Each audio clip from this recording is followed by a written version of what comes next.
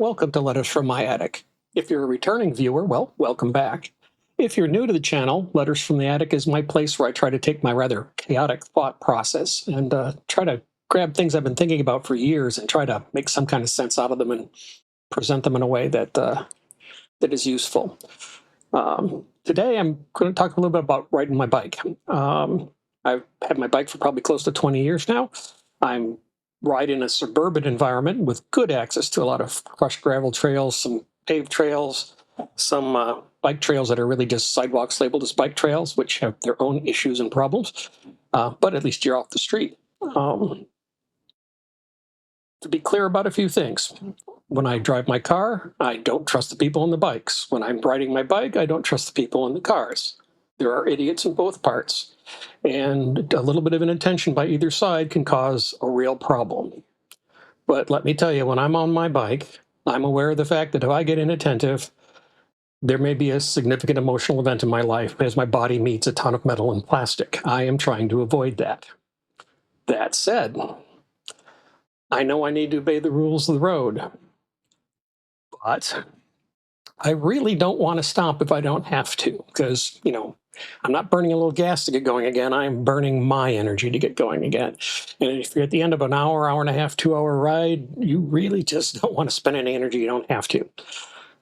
That said, you're going to hear me say that said a lot here probably.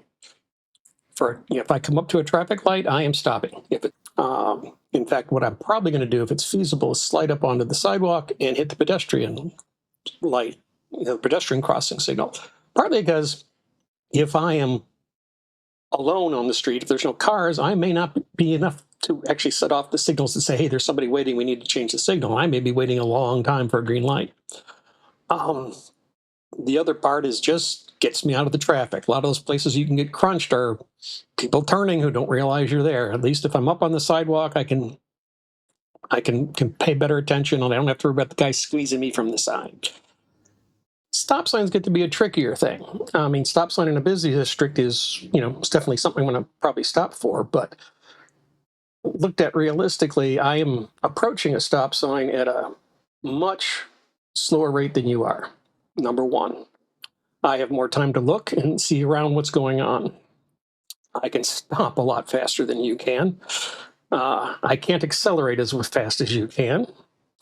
And, well, let's be honest. My point of view is a foot or two back from the front of the vehicle. Your point of view in a car is probably, 6 to 8 feet back from the front of the vehicle? I really can see better as I'm approaching the intersection, and I'm approaching slower, so I have more time to see and look.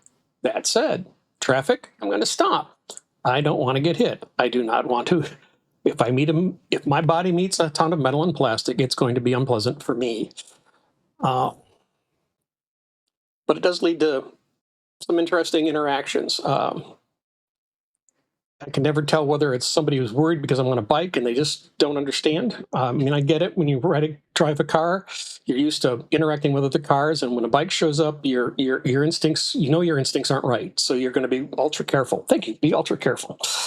On the other hand, I've seen people in cars act like they think I can accelerate like a car, that I can act like a car, do whatever like a car.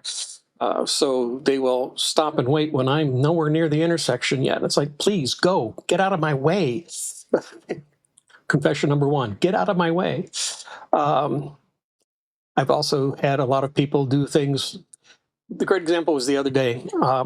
It's a stop sign not far from my house. It's right between a commercial zone and a residential zone. Very little traffic at that particular point, because the only people back there are people going to those offices back there. And it's a four-way stop. The way I'm approaching it is they happen to have left turn lanes on that road. There's not left turn lanes on the other road. Really good ability to see. And I'm approaching there. I can see there's a car approaching from the other side. The other two ways are clear. I check behind. There's no car coming from behind, so I actually slide towards the center line. I do my hand signal. I'm going to turn left. I start to slide in the left turn lane, and through this all, that car waiting to turn right is waiting. I could pedal as hard as I possibly could and not get anywhere near that being in that car's way, but he's waiting. Don't know whether he's worried about me, whether he thinks he's being nice.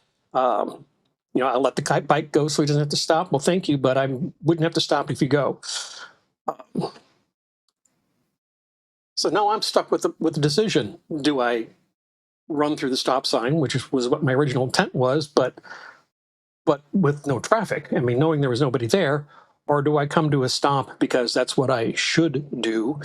And to make matters more fun in this case, I'm turning left, he's turning right. I'm going to turn left in front of him, and he's going to turn right and have to pass me. What could have been 0 interactions between us has now become 2 interactions between us. And trust me, a car coming up from behind me can be more nerve-wracking than anything else. Because you hear them coming, you can look back, but you got to be really careful when you look back because you tend to turn the direction you look, so you got to be really careful. I've had people say I should get a mirror, and I know I probably should. And it's weird to say because that concerns me. On one hand, though, we're about to take a weird tangent here. I've had cars pass just a foot or two away, and that hasn't bothered me. I know they're there. They're coming. I watch those cars that swing way over into the other side of traffic, and I'm watching oncoming traffic. I'm going, I don't know what's about to happen. Really don't know what's about to happen. If something weird happens and that guy coming in the other lane decides to swerve to miss the car, he's probably swerving in my direction. Very nerve-wracking. It can be very nerve-wracking to have cars passing you.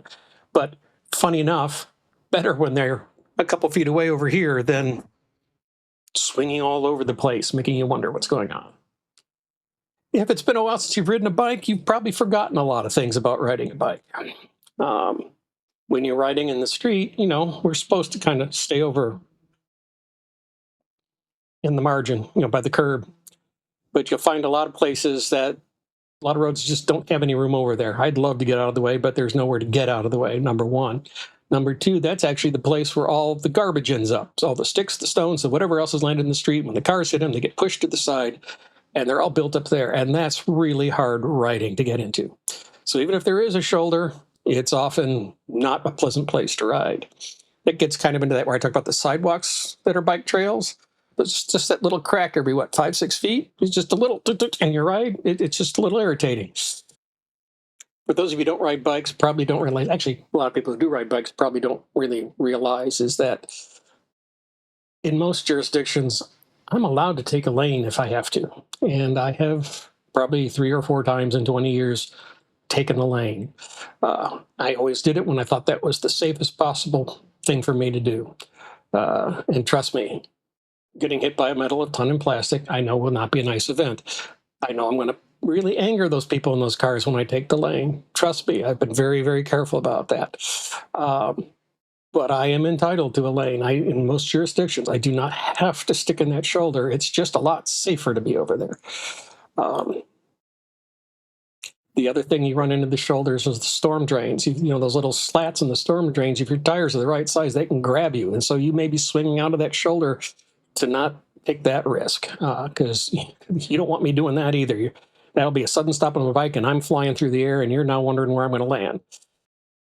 Now, does this apply to every bike rider you come across? I would hope so, but I've seen my share of idiots on bikes too. I am the guy who's got a light on the back of his bike, a light on the front of his bike. My helmet's got lights. I mean, as I said to somebody once, if somebody hits me, they were trying to. I've certainly made myself visible. And generally speaking, when you see somebody like that, those are people who are thinking in terms of safety, and you can probably trust them to be reasonably safe. But the main confession here was, yes, you're right.